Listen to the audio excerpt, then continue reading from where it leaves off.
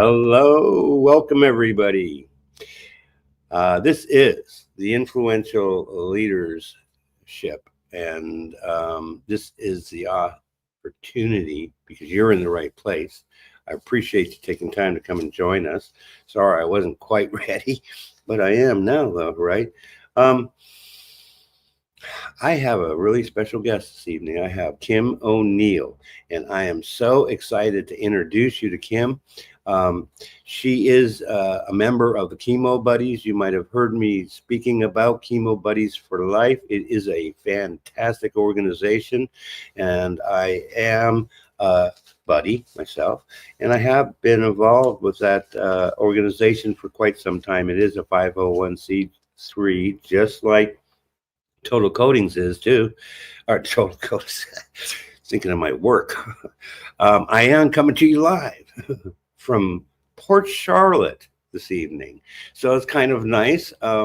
Staying here at the hotel. By the way, this is the Comfort Inn at the Kings Highway in Port Charlotte, right off the freeway. If you're in the area, stop on in and say hi. We appreciate you for taking time to join us. This is going to be a great show. We're going to be talking with Kim. We're offering an opportunity for you to learn, for you to grow, and for you to apply some of the principles that we're talking about to your life so you can enjoy your everyday life. And I really believe that that's what it's all about, enjoying our everyday life. And that isn't my concept. I use it. I asked you last time if you knew who that was. Let's see if you know this time. All right. Enjoying your everyday life. Okay. So let's just do this. Let's break here for a quick commercial. I'll see you right back. We let our bathtub go too long. It had rust in it. It had deep pitting in it. There were chips. I, quite frankly, thought it was unrepairable. Total Coatings is a family-owned and operated bathtub and shower refinishing company. We've been around since 2006, but we use a exclusive non-toxic porcelain coating that was developed over 60 years ago by a franchise in California. So the product is very well established. We refinish bathtubs, showers, wall tile, countertops, and even sinks. Customers want to know what makes our product different, and that's, of course, the exclusive non-toxic porcelain. We also don't acid etch the surface, so you don't have to leave your home because of noxious fumes. I was completely and utterly shocked. It looked like a brand new bathtub. I would recommend Total Coatings to anybody.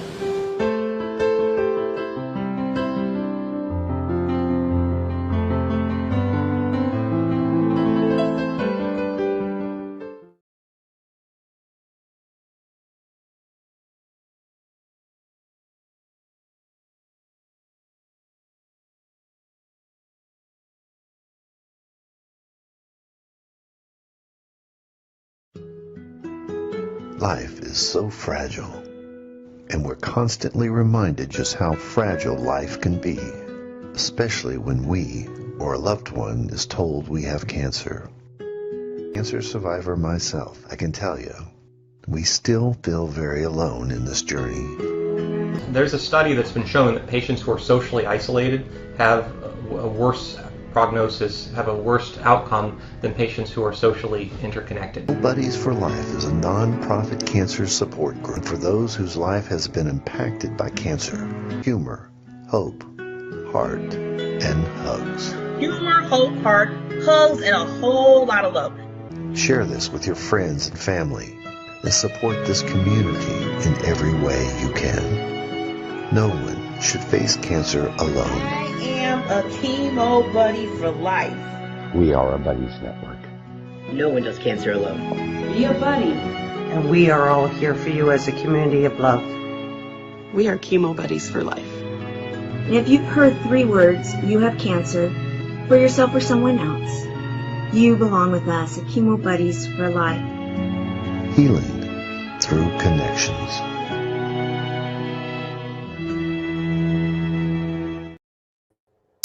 Hello, Kim. Hello, Stephen. Thank you for having me. Oh, you're very welcome. You're very welcome. I'm really happy that you're here. We're going to share some really great nuggets that you can write down. If you got a pencil or a pen or maybe your computer, just depends on how you want to do it, right? Absolutely. Take down some notes, right? Yeah. You're gonna educate us tonight, right, Kim? I'm going to share, and I hope that there are nuggets in what we discussed tonight. I think it's very possible there will be. That's Yeah. good. That's totally awesome. Well, we do appreciate you taking time out of your busy schedule to join us. This is the Get to Know broadcast. This is the influential series about influencing. Hopefully, we're going to bring up some leaders. That's what we need to do. Bring up some leaders that they can follow in our footsteps and inspire people to start enjoying their everyday life. Okay, so yeah, I've got questions here somewhere. Put it all together here. I'm wondering what you're going to ask, but I'm ready for it. Well, hopefully I'm going to ask something good, right? So there's something that's different. I'll just start with this. Why don't you start by just telling the audience about who you are and what you've done, maybe some of your ups, some of your downs, and what got you through that? It's like a triple loaded question. Absolutely. It's massively loaded. Yeah. I mean, let's see. If I were to give an incredibly distilled version based on what you just asked, I would say it was in my teen years. I started, when I first started experiencing some challenges myself and things that,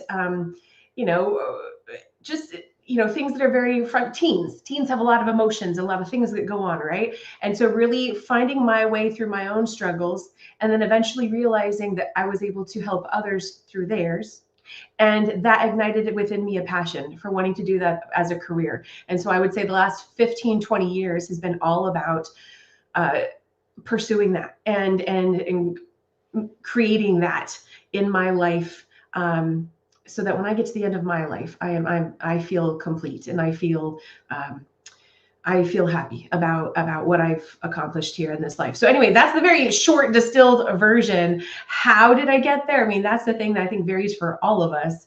And for me, it started with youth mentoring back in 2011 when I didn't know where else to go, what else to do to start. I just was feeling so conflicted about how to start. So I said, well, I can do this. I can do this for free.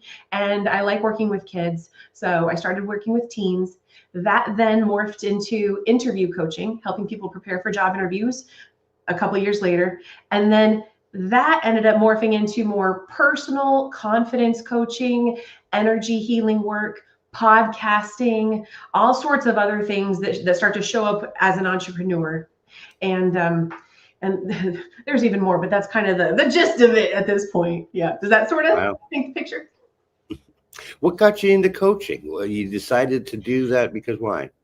I actually initially was pursuing therapy, and I kept hitting a roadblock at the time.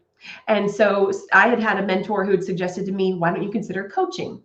And at the time, there was a lot more stigma around coaching, and there still is today. It's, it depends who you ask at this point. But I decided to move in that direction, and that's when things started to flow. And I realized very quickly how much I absolutely love coaching. But I also knew that when I made the decision that I want to coach, I was just so eager. I said, I want to do it now. I want to start. And at the same time, I did want to get credible certifications. That's not to say anything against anyone else who hasn't done any sort of certification. You don't have to. There's all sorts of arguments around that. But I knew that I wanted to do a certification, and I wanted to start now. So how was I going to do that? And I did that thing. I haven't told the story in a while, but I guess it's the ikigai. Like you look at all of your strengths and all the things that you can do and things that serve other people, things that you have to offer that other people might be looking for in the world. And one of those things, I basically did a personal inventory of everything I like to do, what I'm good at, what I have to offer.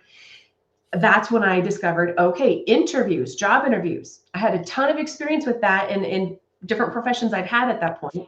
And that's where I said, okay, I can do this now without having to wait. And in the meantime, I pursued certifications and training and things like that. So that's really cool. Interesting, because Tamara, you're involved with Tamara. Obviously, you're on the Fab Five show. yeah.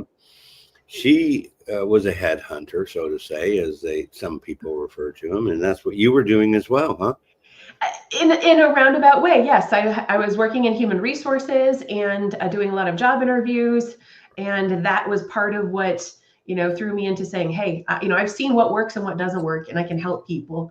And it's interesting, Stephen, because interview coaching isn't even my primary focus of the work that I do these days, and yet people still find me and we work together. I literally just had a client from Germany who got back to me. He said, Kim, it worked. I got the job.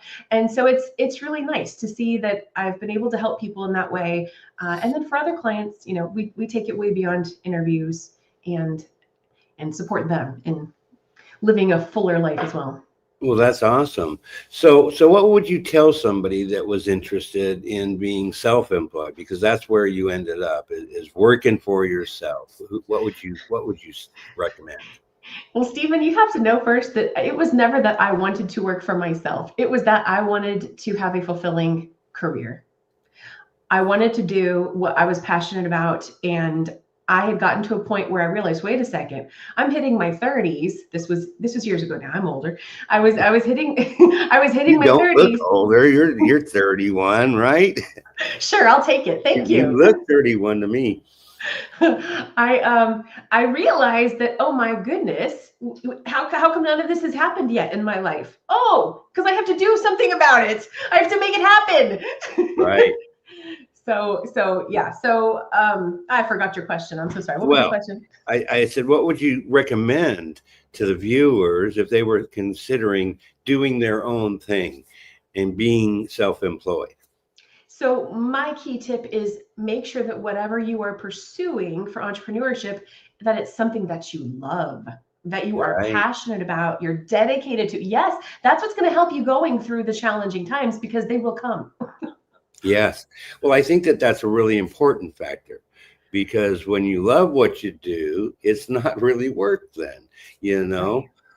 And I'm lucky because I've certainly had other jobs that, I just had the job, right? Right. Yeah.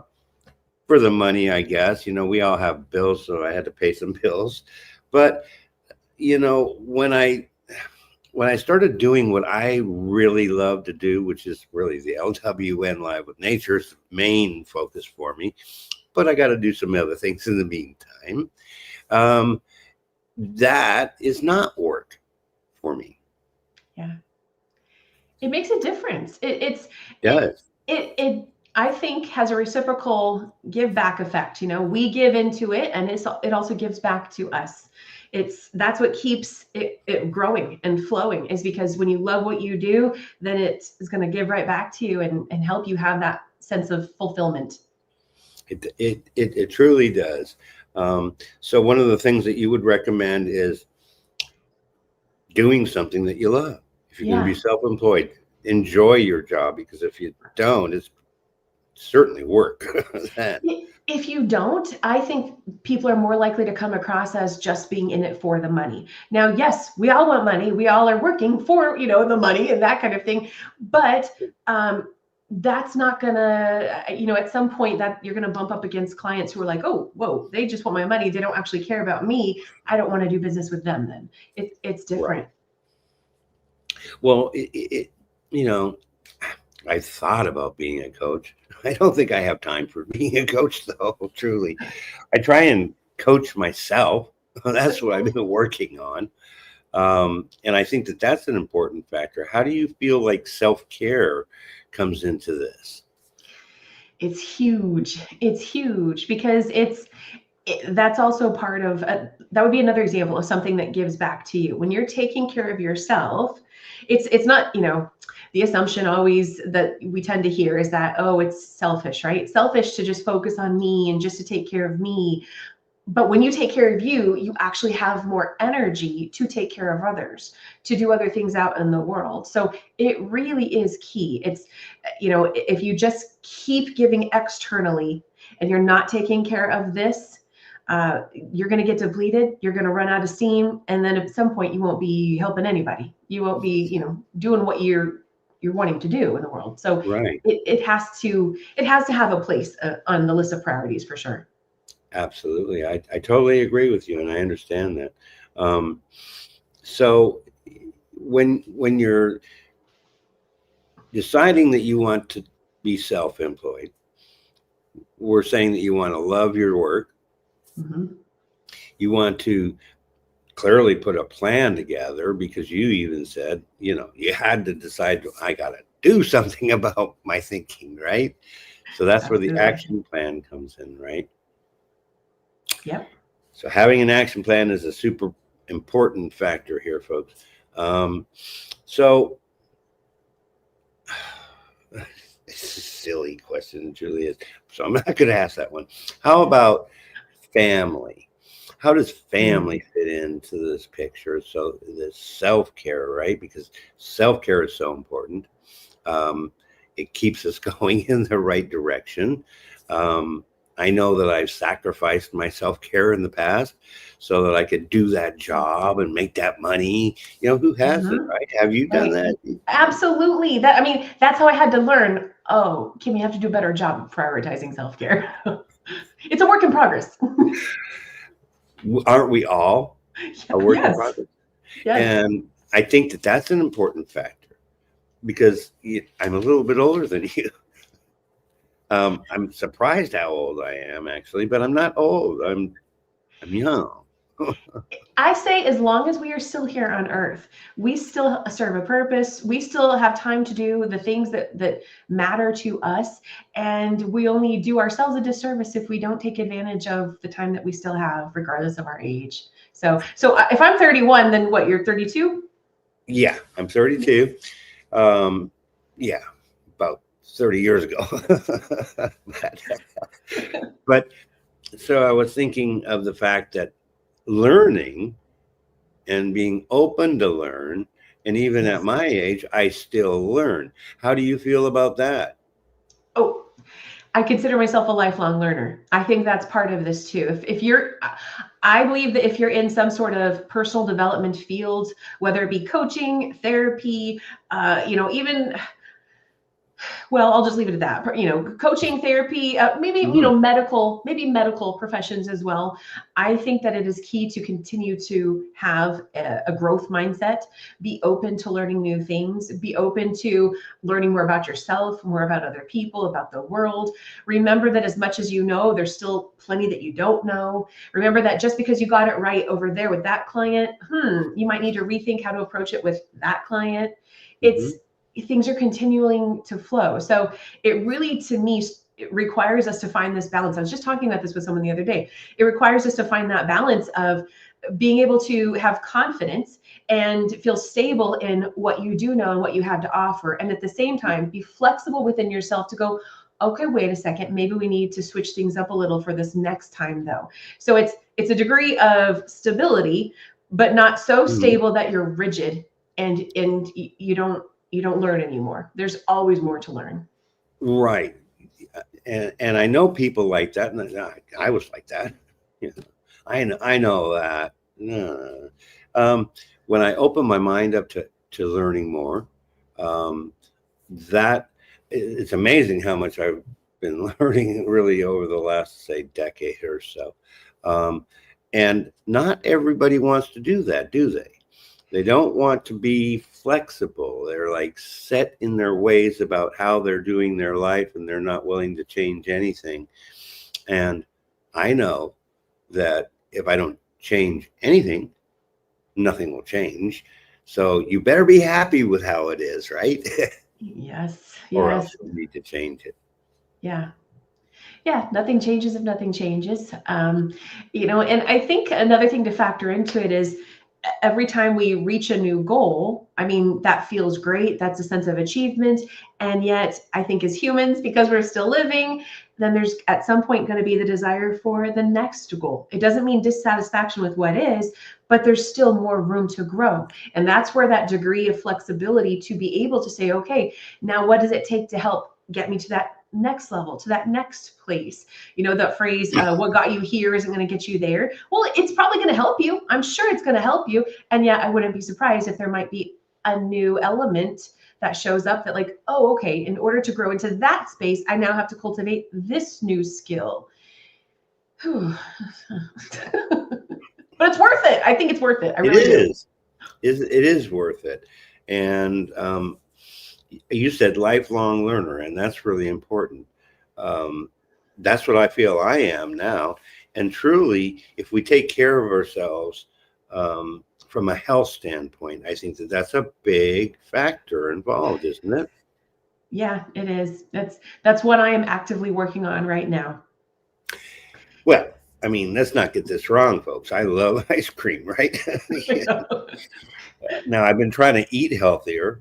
I have, and I take some nutritionals, and I know that my health is much better, but I know that the science is changing so drastically that I'm learning that we can live a long time, but we have to have the right mindset to be able to live a long time. Because if we get sucked into, oh, I don't feel good about this, and let me ask you, what do you have a morning routine? Do you do something specific all the time, of a regular routine? You know what, Stephen, I used to, and I haven't so much lately, but I've been trying to get back into like 5 to 10 minutes of meditation in the morning. Right. One thing I do tend to do is I really like that when I wake up and you're still just sort of in that space of like, you know, the freshness of the new day, you're still lying in bed, eyes might even be closed. I really like taking time to breathe. And I just lay there for a few minutes and I do some slow, deep breathing. And that in itself is very energizing and helps wake my body up more. It's, to me, it's very centering. So it's not quite meditation, but I do that. And it sometimes sort of has a feeling of like, you know, meditative. Well, maybe you can educate me a little bit. I mean, I know I actually have done affirmations in the mornings. And I think that those are good, but that's not the whole answer. Is just affirming things once in a while. No, not once in a while. I think affirmations are amazing. I love affirmations for myself and for clients I work with. And at the same time, I would say, well, if you're talking about a morning routine, I would say whatever's going to fit that client. So it's not going to be the same morning routine for everyone. Years ago, when I was first starting in this journey, I remember there was a time where I had like literally it was crazy, 5 to 10 things on my list of like, this is my morning routine. And I burnt myself out on my own morning routine. It was like, that's not the point. It's not supposed to take you 2 hours to do a morning routine. So right.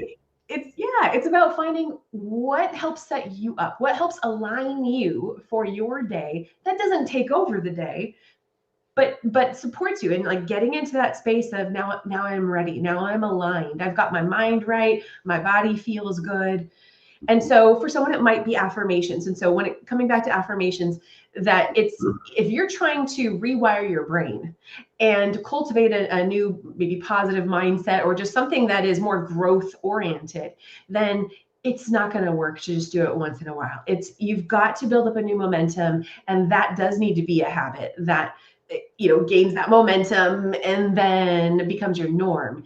And years ago, when I was struggling with some really heavy depression, that was actually one of the things I did to help get me out of it. It wasn't the only thing, but it was one of the things, because I said, I can't live like this. And I said, I don't care how cheesy this is.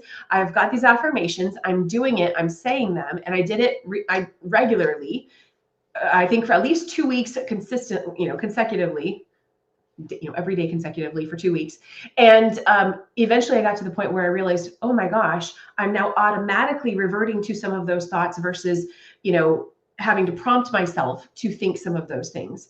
And so they work. They really do work, but you have to work it. You have to do it consistently. Right.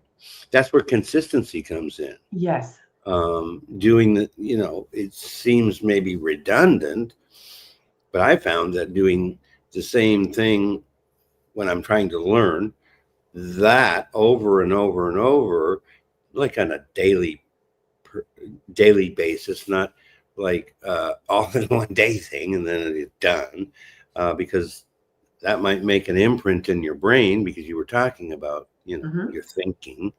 Yep. And I know how key thinking is, to, like we talked about, age, health, wellness. Yes. So going kind of back to my question, how does a family fit into the self-care fit into your picture? So do you mean like as an entrepreneur who has a family of their own? I guess I should have asked you, and folks, I didn't check first.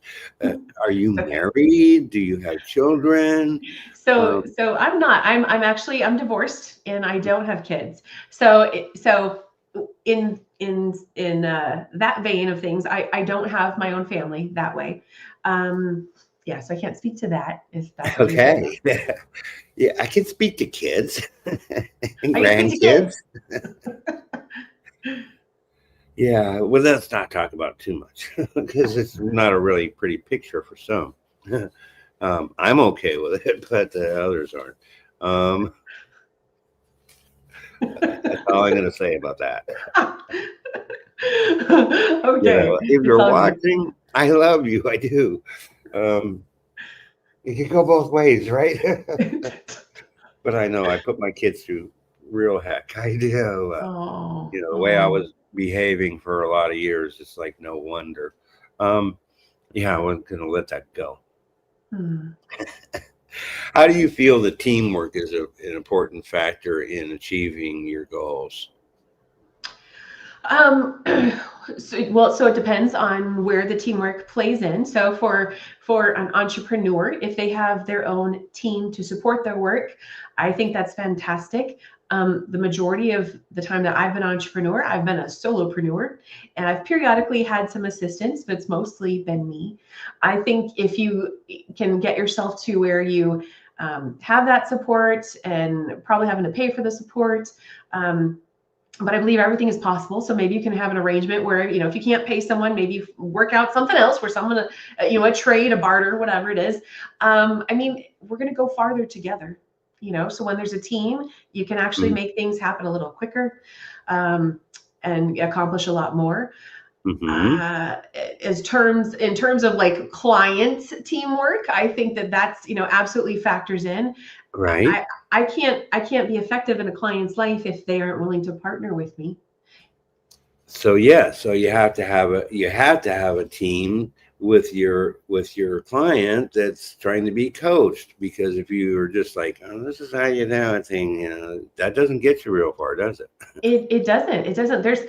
I could get into a whole thing about like what coaching technically is versus what the rest of the world says it is, and there's all these different things about it. But bottom line is, it falls back on coaches don't actually give advice. Coaches coach. They help guide. They open up pathways to support the client in being able to see more of the possibilities that are already there. They just may have been more limited and not being able to see what's in front of them and how to go about taking that next step forward and accomplishing their goals. So with that said, I will occasionally toggle back and forth from my coaching hat to my mentoring hat, and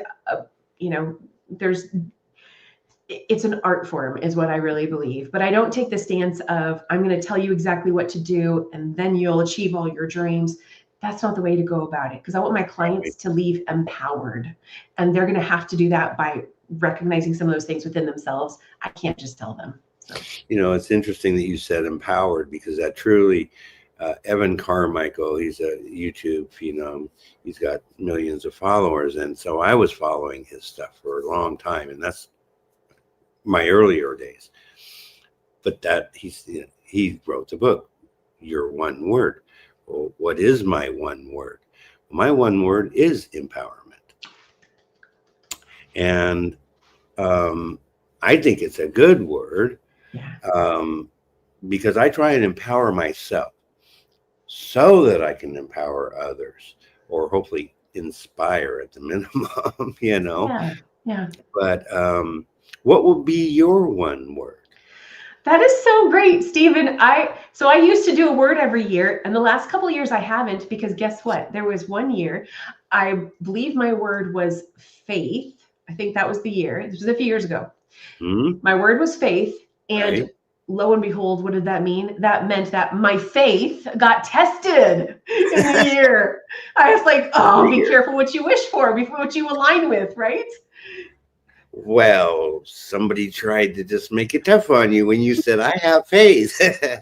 And that's believing in something that you can't see or touch or feel, right? And exactly. And I even think it goes beyond. I agree. The belief part is pivotal and key. And I think we have to take it to the next level of taking action in the face of what you can't see. Otherwise, if you're not taking action on things and you're still resting on, in the background saying, well, I believe it, but there's a part of you waiting to see something else happen before you put your foot out there, then how much are you really having faith? So I'm feeling like that, but that's what got me. But because a lot of people, and I did that for a long time. I mean, for many, many years, I did some good stuff. I sure did. But I also, like, my home life and my personal thinking was so messed up that I hurt a lot of people, and I'm sorry for that, but I can't change it. But and I kind of lost track too. But we're all human, and what a beautiful, to me, what I see is someone to be able to admit that, I did some things in my past where I hurt someone else, and I can acknowledge that. And I get the sense that there's a desire on some level to have those things be healed or to be cleared. Is that? Well, I really would like it to be better. And I've done some sessions about it. One of the things I learned is, don't accept other people's opinions of me that are negative, particularly, as how I feel about myself. Maybe I need somebody to talk to about it, but I feel very confident in myself, because what I found is that when I love myself first, I can love other people, truly love other people, not just like put on the show, because I've been in sales most of my life. And although honesty has always been a good policy for me. And except if, I was talking about drinking or doing the drugs thing, then no, there was no honesty with that. I could be drunk and tell people I'm not drinking, thinking I'm okay. Yeah. Boy, was I wrong. I was just going to say, Stephen, that someone who's able to verbalize and say, look, these are some things, that I had done in my past, and I recognize what happened. That to me is the first step of anyone at moving forward. We all have things like that, right? Different situations, but things in our past that we can look back and go, oh, okay, I wish I would have done that a little differently. Maybe I need to apologize, or maybe I need to work on myself here, or I need to forgive myself. I need to love myself, all the different things. Being able to be vulnerable enough and admit that to yourself, and if there's someone else you're talking to, that's helpful, can be helpful as well, of course. That to me is very empowering all in itself. And I'm certain that there's someone watching today who's like, oh my goodness, I just saw a man say that on TV. And yeah, I'm not afraid to be honest with people. I have made bad choices. I'm really happy with my life today because I'm not making those same choices, and I'm kind of going back to well, do I need counseling with it? I think I want to believe that I'm pretty good. I have a close relationship with the Lord. I don't have a problem saying the things that I've done wrong. I've apologized for it, the behaviors, but I think you're right about the fact that you can say something about that. to others and then not worry about what they're going to think or say, but I think it helps others. It does, because when we can own our own, there's different terms for this, our own shadow. I guess that's the only term actually coming to mind. But when we can own our own shadow, things that we may not have at once been able to own, maybe in denial about, lying about, or whatever. Yeah. Then it has less power over us. That's the beginning of the process of not just healing, but us reclaiming our power and saying, okay, look, yes, this was something, and I'm starting the process of moving forward. What am I going to do about it? And that's very powerful. So thank you. Thank you. Yeah. So, all right. What would you call a successful leader? What does that look like to you? A successful leader. I feel like that's a loaded question too, Stephen. My gosh. Okay, so a successful leader, there are lots of things that come to mind.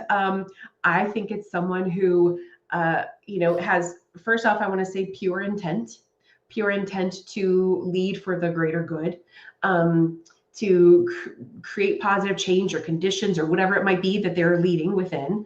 And also to make sure that they're listening to the people that they supposedly lead. And as I say that, I've heard someone say before that, well, you're not a leader if you don't have anyone behind you, if you don't have any so-called followers.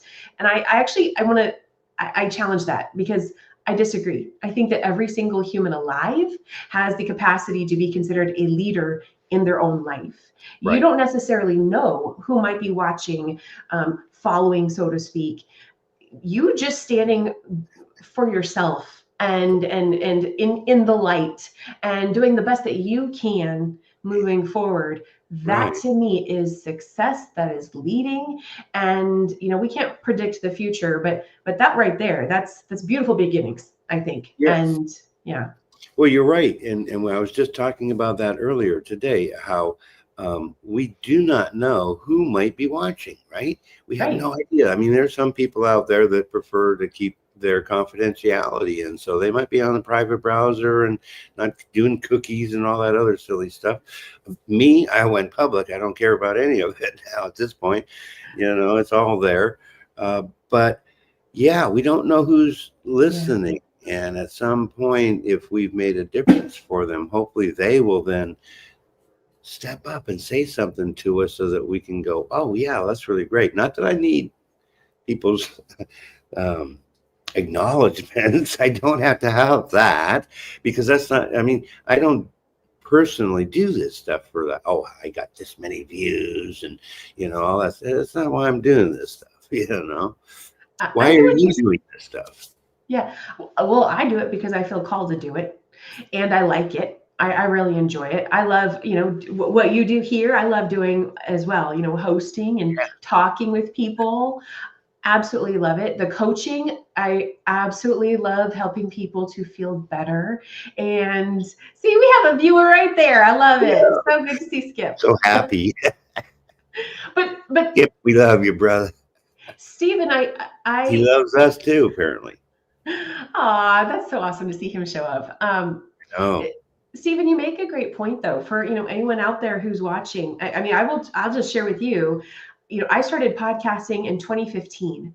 Wow. And for a very long time, many years, was like, is anybody even listening? Is anybody watching? What is there a point to this, right? Like, yes, I enjoy it. Yes, I hope I'm inspiring someone. But at the same time, if you're not getting any sort of feedback, it does make you question, is this the best use of my time and energy? Maybe I should go in a different direction, and maybe I can reach more people that way. We never know, right? So I'll just say out there to anybody who's listening and watching, if you're watching today and you're getting some value, absolutely, please come chime in on any platform where you are and say, thanks so much, Stephen, or let them know what you're taking away. Because I get it. Kim, really. It makes a difference. Yes, because somebody might be watching that needs to hear this stuff, and you've been really informative so far, and we do love Skip. We really love him. I am really looking forward to the future, And that's probably something you can be involved with as well. I haven't had an opportunity to talk to Skip yet, but I've already got a bunch of people that I'm trying to line up that talking about legacy. About legacy, and he did this post, and it just got my attention. And it got my attention so to the point where I got like 7 or 8 people lined up to do broadcasts and talk about their legacy, because this stuff is so important. And I know, just like Skip says, our legacy is love.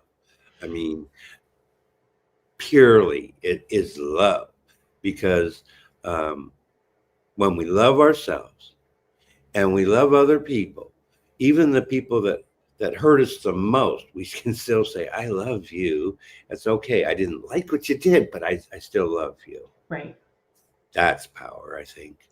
Absolutely. And I love what you just did there. Skip showed up and kind of sent us some love. And then, if Skip's still watching, I mean, what a beautiful thing for him to be able to hear, oh, wow, I posted something, right? I posted something, and that inspired something in Stephen. I mean, that's the other beautiful part of all this, of us doing what we love, is that what lights us up has the power to light someone else up. And then all different lights around the world shining bright, making a difference, and no difference is too small. It's just, we all, grow with each other in that way. Right, because that's an important factor, is for people to acknowledge the small things. Reward yourself, say thank you to yourself for gratitude. I mean, gratitude is a big deal in my book. Thank you for keeping me safe today. I mean, you can name a bunch of different stuff that a small little things that you just don't think about twice, that you're thankful for, because gratitude creates happiness. And go ahead. Yeah, well, yeah. It's so I kind of wanted to speak to this when you were talking about affirmations. It's all about the feeling. It's all about, how am I feeling? And so I won't continue going on and on about affirmations, but when you talk about gratitude, it's about, tapping into that sense of like, oh, I am so grateful. I'm so appreciative. This feels so good. I'm so grateful that I have a roof over my head. I'm so grateful that I get to have clean running water. I have another meal. I have a friend I get to talk to today, and another friend online I get to see in the comments in the video, right? And like really get in that space, because I could go on and on. Sorry. Well, you sparked things and you said things, and I'm thinking, because I was homeless. I went homeless back in 2010. Oh, wow. And I've shared about this many times. Okay. I created a situation where I ended up on the street. And thankfully it wasn't for a whole long time, because I mean, I've met a lot of homeless people, and homelessness, mental health, cancer, those are my main focuses.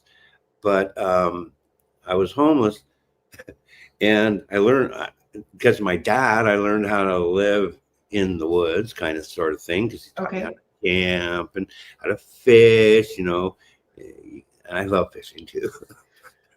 Are you a survivalist, Stephen? See, when you say survivalist, I'm thinking of somebody that like stocks up all this food and does all that. No, I'm just able to live in the woods and make a fire. That's what I mean. Yeah. Stuff. And, you can feed a person dinner, get them dinner, or you can teach them how to fish, and then you can feed them for a lifetime. And I believe that. And so those things, I'm grateful for my father, that he gave me those experiences that I can take forward, because so many people don't know how to take care of themselves, because you said fresh water, running water. Yeah, that's a really nice thing. If you're homeless, it's a good thing. So is a toilet, and all those things that people can take for granted. If you're homeless, you're not probably taking it for granted. But I said, I love camping. I just didn't want to make it a lifestyle, Yeah. And yet there's others that do. And I think they do because because I got to that point, complacency. Complacent. And when I'm complacent, that's when all bets are off for me as a person, I think. I'm complacent about a situation. That means I'm pretty comfortable doing it. And I think this is where asking questions come in. So how do you feel about asking questions to yourself about situations that come up? So that is the primary way. So when you talked about self-coaching earlier, that's how I see we do self-coaching, is through asking ourselves questions. Gosh, why did I do that? Or, here's a better way. I think it's really key to go, okay, identify what happened and then go, how am I feeling about that? And if we're really confused, like why this thing happened in our life, when we identify how it feels and then ask ourselves, where else in my life do I have this same feeling? Now, it might be for a different situation, something completely unrelated. It doesn't matter. If you're identifying that the feeling is anger or the feeling is grief, and you can identify there's another area of your life that you have anger, grief, or whatever else it might be, you might start to notice a pattern and a connection. And so what I'm getting at is basically law of attraction, a way that we can manifest certain things into our lives without knowing it, things that we don't want to experience. And so through asking ourselves questions of sort of reverse engineering what's taking place and what other memories is this triggering and what other thoughts are coming to mind right now? What are the beliefs I must have had in order to have created this next situation? We can start to find the thread, and then we can start to go to the source and say, oh, I get it. I now understand how this happened. I don't like it. And I didn't ask for this. And we might even be able to say, I did not deserve that. And yet I can see the role I played in manifesting this unpleasant situation. So let me go back and do some work on these other things. Clear out what's running in the background, our inner software that's running in the background, Right. Clear that stuff out so we can start to manifest things that are more desired. How do you feel? Because I know that I had struggled with this, and I think that this was my problem, was I did not feel worthy for a very long time. And then I realized that I didn't feel worthy. And I think that's always a first step. Okay, I have identified that I don't feel worthy. And why was I feeling not worthy? And it's mostly because I was owning other people's opinions. And then I needed to learn to not own those opinions. So how does feeling unworthy affect a person's lifestyle or life experiences? And how would you get them to become aware of that? I mean, we're sorry. Oh, I was just thinking of I tend to ask questions. There's 2 or 3 answers to the question. Go ahead. I did it again. What were we going to say? Sorry. How does it benefit a person when they decide that they are worthy? That's helping to rewire one of their core beliefs. So a sense of I am not worthy, I am unworthy. Right. That's basically a foundational core belief running in the background that's going to have an effect on everything else moving forward. That's not coming from a space of abundance. That's not coming from a space of self-love. So in that instance, if someone can identify that I have this belief, then I need to start to cultivate that sense of worthiness through learning how to love myself. What does that mean to love myself? What are I love that you said I was owning other people's beliefs about myself. Yeah, let's get clear on that stuff. What is a person believing about themselves? Is it really their belief or someone else's?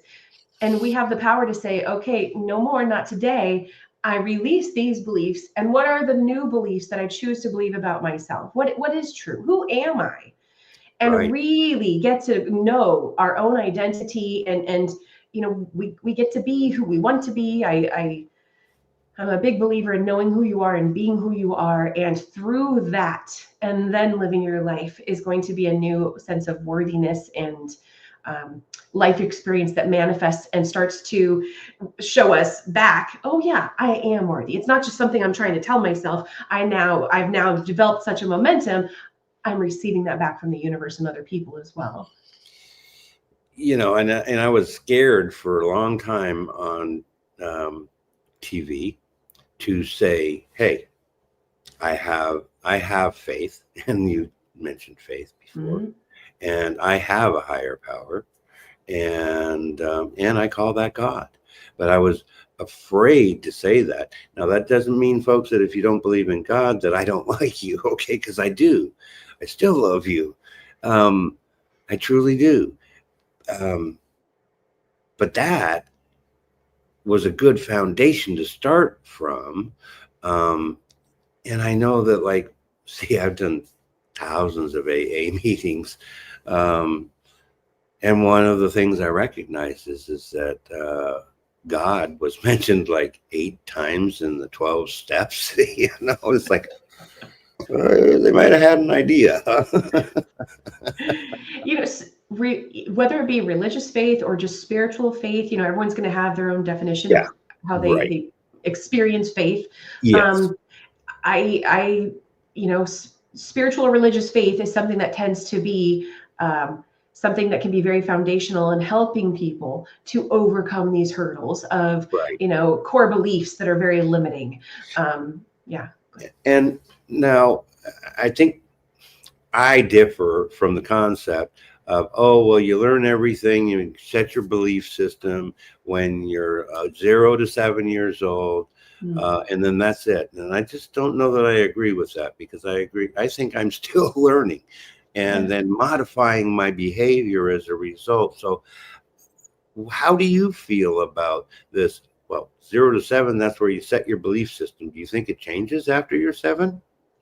I think we have the ability to change anything we want in our lives, whether or not it's easy or hard. Well, that's another story, but I truly think everything is possible. And so if someone wants to change something that they believed, you know, formed a belief around within that first 7 years, I believe it's absolutely possible.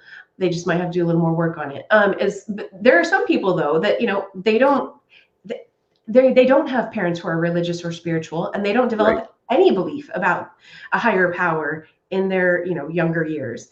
And so for those people, you know, it's something they may come to later in life. And well, I remember in one of the meetings, it was like, you know, you don't have to believe in God. But we do suggest that you believe in something higher than yourself, so that, you know, I mean, there's got to be something bigger, better than what you think you are, and that you can, like, trust in that. You know, if it's a doorknob, fine, it's a doorknob. Whatever it might be, it's okay. But that's part of a key to moving to the next step. And we talked about how it takes action. Yes. And it takes the desire, and then backing that up with routine and consistency and determination to achieve the goals that we want to have. So we've got just like a couple, 3 or so minutes, 2.5, 3 minutes. What would you say to our viewers to inspire them to consider to feeling joyful about their life, so that they can enjoy their everyday life? I'm not sure I understand the question. What? I don't know that I put it properly. It's okay. What would I say to help them enjoy their life? Yeah. What would you say to our viewers in the last few minutes here? What advice would you give them? I say, if you don't know who you are, take time to know who you are, and then begin loving that version of you. And then decide, gosh, I still am alive. And what do I want to do with my time here? And what does that look like? And if if the answer that you come back with is, oh, but that's going to take me that's going to take me a year. It's going to take me 5 years, 10 years. Something that a therapist said to me many years ago was, this was back in my very early 20s. I said, oh my gosh, but I'll be 30 by the time I graduate with a degree. And she said, yeah, but would you rather be 30 and have a degree or 30 and not have a degree? And that's the way I like to look at things now that sound like they're going to take a really long time. Yeah, we want things to be manifested immediately, instantly. And are you going to end up regretting not having ever done that thing that you really wanted to do just because it felt like it was going to take too much time? The time is going to pass anyway. And as you are putting your energy into something that excites you and energizes you, it's going to bring to life that other phrase. I know we've used a lot of quotes, the joy is in the journey. Because it's true. It really is. That's where, it's like, oh my gosh, I'm enjoying this thing. I'm getting there. I'm getting closer. Oh, this is so exciting. Oh my gosh. And then you might share it with people or not. Depends, what mindset you have around that. And then eventually you get to the space where you're like, oh my gosh, I can't believe it. I'm here. I did the thing. And, I am this person who I'm powerful. And, anyway, my point is just wherever you are in the journey of loving yourself and being who you are in the world, that is awesome. Start there, and everything is possible for you to move towards and manifest and create in your life. You're here for a reason. Please don't ever think that you're not, and keep going. There's always something to be grateful for. That's what I've got, Stephen. That's really awesome. I love it. Thank you so very much for being here, Kim. You have enlightened my life, and I am so glad that you shared this wisdom with us. So awesome. Oh, thank you, Stephen. So much. All right. Well, folks, we really appreciate you taking time to come and watch us. Reach out to Kim. She is at KimO'NeillCoaching.com. So you want to do the things that she's doing and start enjoying your life and, well, looking at what's going on, well, she can help you. All right. We appreciate it. Thank you so much, Kim. We'll see you all later. Come on back because we'll be back on Friday. And we do Mondays and Fridays, 7 p.m. Eastern Standard Time. We love you. Take care. God bless you. Bye now.